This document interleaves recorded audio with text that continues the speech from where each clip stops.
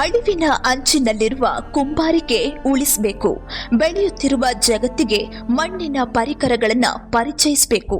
ಅದರಲ್ಲೇ ತುತ್ತಿನ ಅನ್ನ ಗಳಿಸಬೇಕು ಎಂದು ಹುಬ್ಬಳ್ಳಿ ಈದ್ಗಾ ಮೈದಾನದ ಮುಂದೆ ಮಡಿಕೆ ವ್ಯಾಪಾರ ಮಾಡುತ್ತಿರುವ ಬದುಕಿಗೆ ಸದ್ಯ ಬರೆಯಾಗಿದೆ. ಹೌದು, ಹುಬ್ಬಳ್ಳಿ ಈದ್ಗಾ ಮೈದಾನದ ಕಾಂಪೌಂಡ್ ಮುಂದೆ ಗುಡಿ ಕೈಗಾರಿಕೆ ಉಳಿವಿಗಾಗಿ ಮತ್ತು ತಮ್ಮ ಹೊಟ್ಟೆಪಾಡಿಗಾಗಿ ಮಣ್ಣಿನ ಪರಿಕರಗಳನ್ನು ಮಾರಾಟ ಮಾಡುವ ವ್ಯಾಪಾರಿಗಳ ಅಂಗಡಿ ಮುಂದೆ ಹಾಗೂ ರಸ್ತೆ ಮೇಲೆ ಹೀಗೆ ನೀರು ಹರಿದು ರಾಡಿ ಏರ್ಪಟ್ಟಿರುವ ಕಾರಣ ವ್ಯಾಪಾರಿಗಳ ಬದುಕು ಅಧೋಗತಿಗೆ ತಲುಪಿದೆ. ಅದರಲ್ಲೂ ಮಳೆಗಾಲದಲ್ಲಿ ಈ ಮಡಿಕೆ ಕೇಳುವವರೇ ಅಪರೂಪ. ಇಂತಹ ಸಂದರ್ಭದಲ್ಲಿ ಹುಬ್ಬಳ್ಳಿ ಎಂಎಲ್ಸಿಪಿ ಕಾಮಗಾರಿಯಲ್ಲಿ ಸಂಗ್ರಹವಾದ ನೀರನ್ನ ಹೀಗೆ ಪೈಪ್ ಮೂಲಕ ಹೊರಗೆ ಬಿಡಲಾಗ್ತಿದೆ.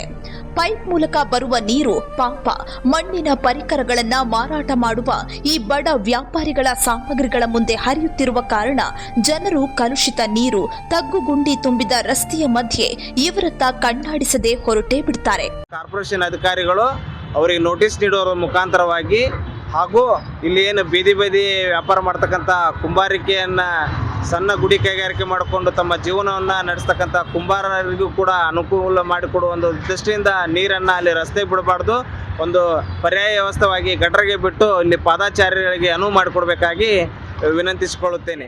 ಅದರಲ್ಲೂ ಧೂಳು ತುಂಬಿದ ನಗರದ ಹೃದಯ ಭಾಗದಲ್ಲಿ ನಿತ್ಯ ಕೂರುವ ಇವರ ಆರೋಗ್ಯ ಪರಿಸ್ಥಿತಿ ಹೇಗಿರಬೇಕು ಒಮ್ಮೆ ಯೋಚಿಸಿ.